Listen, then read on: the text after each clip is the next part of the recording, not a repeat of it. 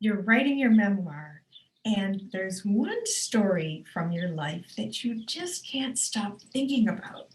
And you're really tempted to write it in the book. However, nobody knows about it. It's a big, writing your juicy secret, and it could have bad consequences for people who are close to you, your spouse, your partner, your children, your work, your career. What if it's a big juicy secret like an affair that nobody knows about? Or could be something like someone hurt you, did something bad to you, even something illegal that you never told. And if you did, if the statute of limitations is still in effect, they could go to jail if things got out and there was a trial and such. So, what do you do when you have a secret that you feel is relevant to your story when you're writing your memoir, your life story? What do you do? We're going to talk about that today on 10,000 Things.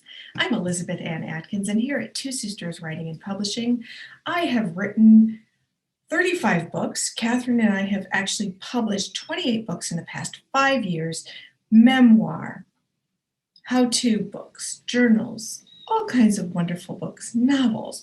And so I've come across lots of experiences and situations where people have that big juicy secret and they're contemplating whether it should be included in the book.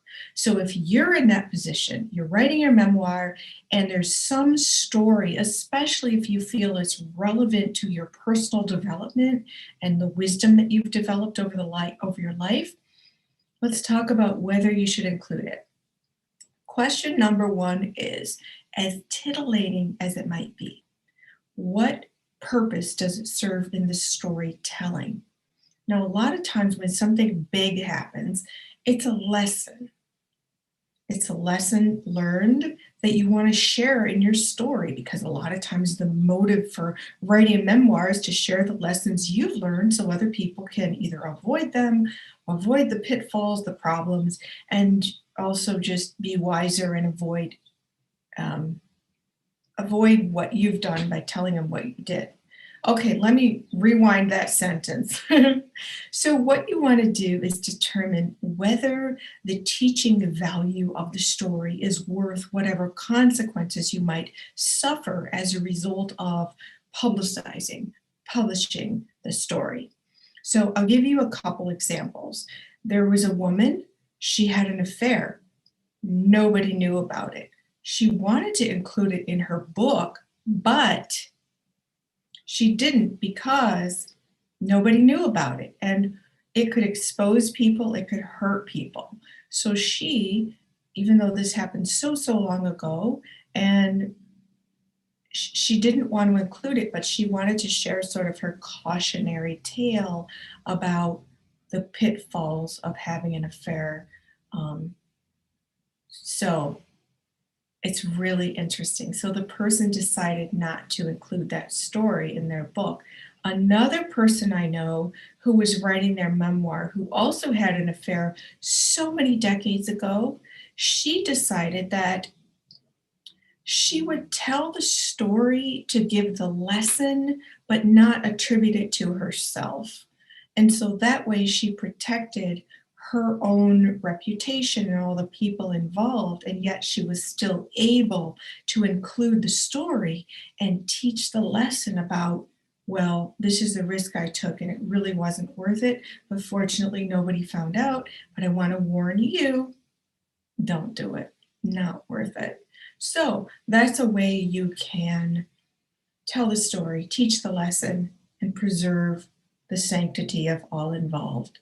Another thing is if someone hurt you, I get this question all the time at writing workshops and in coaching. If someone hurt you and you want to write about it because it affected who you are and how you have had this trauma over your life and how it affected your relationships, your work, your self-esteem, etc. So, do you tell the story? If it was a relative who hurt you, if it was somebody at school, if it was a teacher, if it was, what do you do? First, I always say, ask a lawyer if you're truly going to include that person in a way that is identifiable. You want to know what the legal ramifications might be if they know that that's them and you're accusing them of a crime, because all kinds of things could evolve from there, especially if the statute of limitations is still in effect. So it's very important to determine what's the outcome of this and are the consequences worth it. Now, if you're going to be in danger by exposing some kind of story, that's definitely not worth it. But you have to make that decision yourself. So think about the consequences of sharing stories that involve hurt, pain, you know, even violence, cruelty. Another way to think about it is when my mother wrote her memoir, which she wrote herself, her mother was very abusive to her when she was a child. She waited until my grandmother was no longer alive until she wrote the book. She wanted to tell her story and tell the truth about her story and the trauma that she endured, but she didn't want to out my grandmother while she was living. She was an old lady. What point would it solve? What would it do? It would do nothing but cause harm. And so she just waited, and people read the book, and it's very well received. The Triumph of Rosemary, a memoir by Judge Marilyn E. Atkins. It's a really amazing story.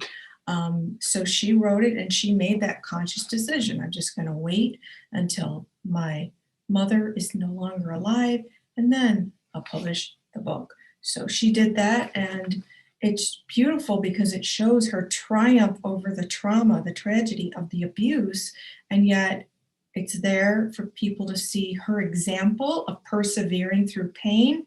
And she didn't have to shame my grandmother because she didn't think it would solve anything. What was done was done. She forgave, and that's that. So, whatever it is that you are considering putting in your book, that's either a big, juicy secret, a titillating experience you might have had, or some type of pain that was inflicted on you by someone, you have to decide what are the consequences and are they worth it. Now, a lot of times, some guidance that I've heard from many literary agents is if you have a story like that, you really want to tell it, but you don't want to expose people, you can fictionalize your true story. You can take your memoir and turn it into a novel, change all the identifying characteristics of the people, where they live, their names, what they look like, what their careers are, the way they talk, and just create the essence of the story with the issues that you want to share and explore without the consequences of outing people in your book. So I hope this has helped you. Please do drop me a comment. This is a fascinating topic. I know many people who've grappled with what to include in their books, and they all definitely erred on the side of caution and decided that there are ways to tell the stories, to share the lessons, to teach without hurting people. So that is an awesome lesson. So I hope that this helped you.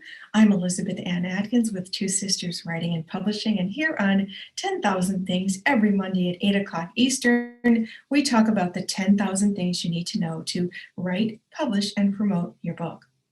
Please do give me a thumbs up, subscribe to the channel, and check me out next week for more guidance on all the great things you need to do to write, publish, and promote your book. So meanwhile, happy